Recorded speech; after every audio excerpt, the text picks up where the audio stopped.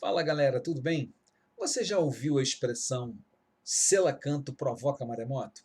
Se você tem mais de 45 anos, ou se você é uma pessoa que gosta de cultura pop, certamente você já se deparou com essa frase por aí em algum lugar.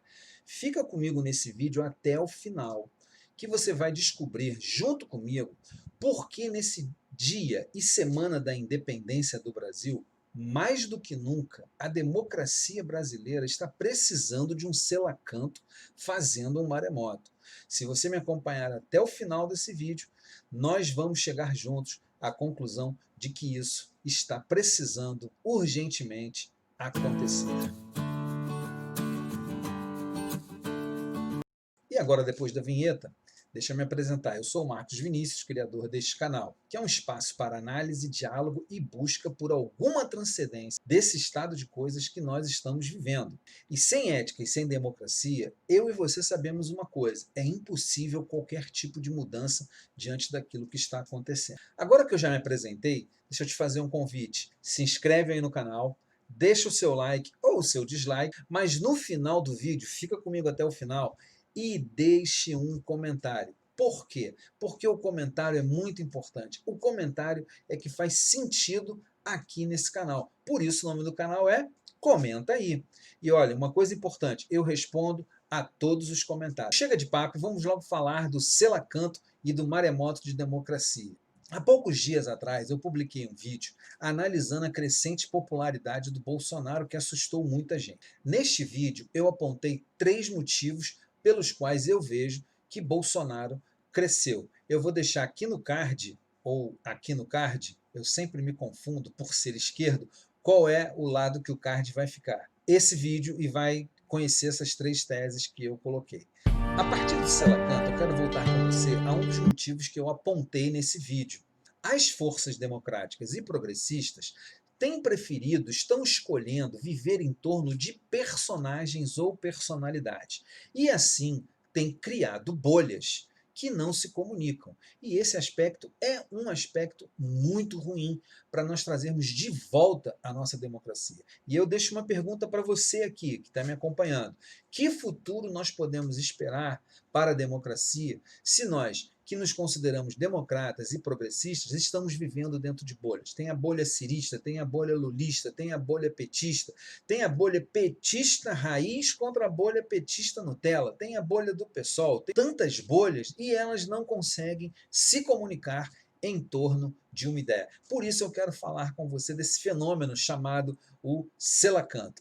Essa expressão, aparentemente sem sentido algum, surgiu no cenário carioca em 1977. A princípio, as pichações com a frase, algo muito incomum para pichações, normalmente as pichações são assinaturas ou uma palavra, apareceram em tapumes de obras no bairro de Ipanema. Depois, elas se espalharam pela cidade do Rio toda e chegaram até a América do Norte e até na Europa. Confira a matéria que eu vou deixar aí no link da descrição do vídeo para você. Surgiram diversas teorias sobre o assunto. Foram as 2 principais teorias levantadas para as pessoas que queriam entender. Foi capa de jornal. Que eram modos de comunicação de traficantes de drogas, e a outra teoria é que era uma forma dos ETs, dos extraterrestres, se comunicarem conosco. Na verdade, então, o que era essa expressão, selacanto provoca maremoto? O jornalista, deixa eu ler o nome dele aqui, Carlos Alberto Teixeira, então, com 17 anos, ainda estudante na PUC, ele criou essa frase e a espalhou por aí. Ele chegou a ter um grupo de 25 amigos que faziam os piches, né, as pichações, nos mais diversos locais e sempre seguindo o mesmo padrão, que é o padrão dessa imagem que eu vou deixar aí para você. Pois bem, era 1977, muita coisa acontecendo no Brasil e no mundo, e essa frase, ela mexeu com o imaginário de muita gente. Foi o ano que eu entrei para o antigo segundo grau, hoje ensino médio. Também em 77, foi lançado nos cinemas um clássico do cinema mundial, Star Wars, que veio a se tornar, na época, o filme de maior bilheteria de todos os tempos. Em agosto, Elvis Presley morreu. E eu chorei. No Brasil, o que aconteceu em 77? Em abril daquele ano, o general Ernesto Geisel fechou o Congresso Nacional no dia 1º, chamado Dia da Mentira, mentira sobre democracia, Mentira sobre Democratização. Em 14 de abril, ele reabriu o Congresso, porém, debaixo de um decreto que ele assinou. E em dezembro, morreu a grande escritora Clarice Lispector. Nesse ano, então, como eu falei, eu tomei contato com a frase "Selacanto provoca maremoto". E também, no segundo grau, eu conheci pela primeira vez jovens revolucionários. E a minha cabeça pirou conhecendo aqueles jovens, grandes aspas aqui, revolucionários de perto. E foi nessa época que eu escrevi um texto, após tomar contato com toda aquela efervescência criativa lá no Colégio Visconde de Cairu, no Meier, um texto sobre prisão e tortura. Porque começaram a me contar mais coisas sobre aquilo, mais coisas sobre a ditadura no Brasil. Eu mostrei esse texto para o professor de teatro da escola, o professor Áureo. E a minha ideia era que o grupo de teatro lá do colégio transformasse o texto, que eu havia feito alguma adaptação para isso, numa peça de teatro e encenasse no colégio. A resposta do Áureo para mim foi: cara, o texto é incrível, porém só daqui a algum tempo, alguns anos, é que talvez você possa expor as suas ideias, falar sobre isso. Deixa eu fazer um parênteses aqui. Em 78 foi lançado o filme Expresso da Meia-Noite, com o ator Brad Davis. E nesse momento eu percebi o seguinte, que a gente só podia falar dessas coisas se não fosse no Brasil. No Brasil ainda não era possível falar.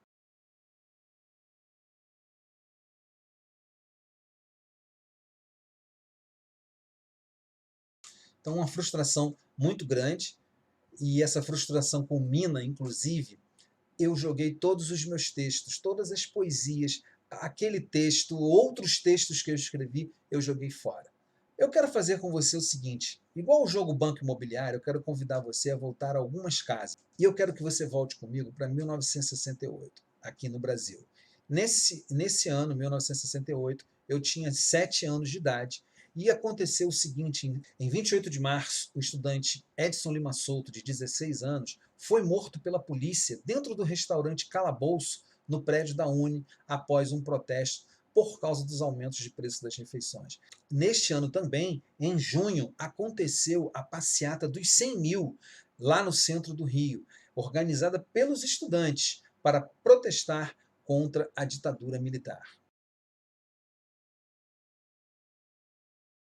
Porém, foi nesse ano também que foi instituído pelo general-presidente Costa e Silva o AI-5, o famoso Ato Institucional número 5.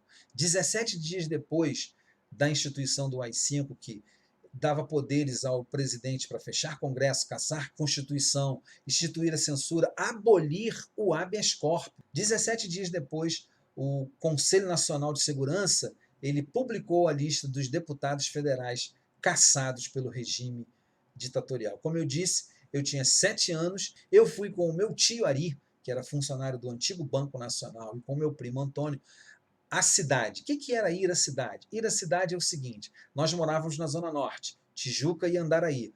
E ir à cidade era o que nós chamamos hoje, eu trabalho no centro, eu vou para o centro. Então nós íamos para a cidade. Era como se o centro da cidade, Presidente Vargas, Rio Branco, Candelária, Cinelândia, fosse um outro lugar que eu vi muitos soldados da Polícia Militar, aqueles com aquele capacete azul, né? São algumas paredes pichadas, não com o selacanto provoca maremoto, mas com frases contra a ditadura. Eu confesso que eu fiquei muito nervoso e eu confesso que eu fiquei com aquilo na minha cabeça durante muito tempo. Aquele sentimento, aquela impressão, aquela opressão que a cidade ocasionou para um menino de 7 ou 8 anos de idade. O que 68 e 77 têm em comum, você deve estar se perguntando. Principalmente, o que eles têm em comum com a frase "selacanto provoca maremoto". O meu raciocínio com você aqui, o meu diálogo com você aqui é o seguinte. Quando surgiu a frase, ela não teve ligação para mim nem com o tráfico, porque eu nem sabia o que era tráfico de drogas direito, e muito menos com ETs. Não tinha nada a ver. Na minha cabeça, os autores da frase eram ou poderiam ser revolucionários, como eu tinha acabado de conhecer na escola. Pessoas que iam liderar um movimento pela restauração da democracia, pela libertação da democracia das garras da ditadura. O maremoto seriam ondas e ondas de protestos, de manifestações, ondas e ondas de democracia. E na minha cabeça jovem, eu imaginava que isso ia ser feito com todo mundo junto. Os estudantes, eu agora estava no segundo grau, eu queria ir para um protesto, os sindicalistas, os professores, os políticos, os religiosos, etc. e tal. Enfim, todo mundo que entendia que o autoritarismo daquele governo, a ditadura militar, não era uma resposta para o país, que nós precisávamos de um maremoto de mudanças, mesmo que este não fosse o sentido da frase selacanto provoca maremoto. Durante muito tempo eu fiquei com isso na minha cabeça, até que depois eu descobri que essa frase pertence a um dos episódios do seriado japonês da década de 60, National Kid. Depois que eu descobri isso e vi que não tinha nada a ver. Mas o que eu quero dizer para você? Como é que eu quero fechar esse vídeo? O que nós temos hoje em relação à democracia e ao enfrentamento ao autoritarismo de Bolsonaro e sua turma? Nós temos bolhas, as bolhas e as bolhas da esquerda e do progressismo. No outro vídeo que eu coloquei aí no card para você assistir, eu falo inclusive de uma categoria que eu pertenço, que são os cristãos progressistas. Dos evangélicos progressistas tem bolha, né? Tem bolha demais. A verdade é que tem bolha demais. E a esquerda, ou o campo progressista, como você preferir, até porque a esquerda não é uma coisa só, existem várias esquerdas, eu acho que está na hora se reunir em torno de uma ideia, em torno de um conceito. Como nós tivemos, por exemplo, o antigo Diretas Já, ou como nós tivemos recentemente o Vidas Negras Importam.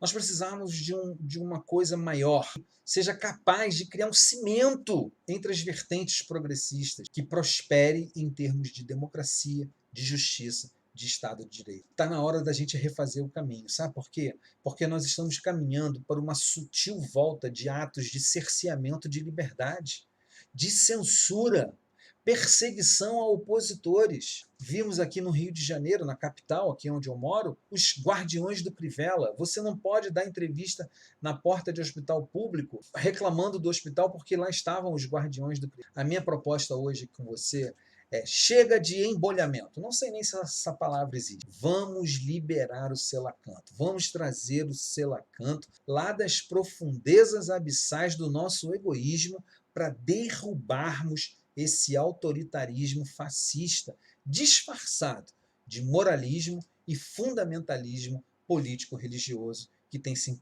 instaurado no Brasil. Você que chegou até aqui o final desse vídeo, muito obrigado por ter assistido até o final e olha, comenta aí.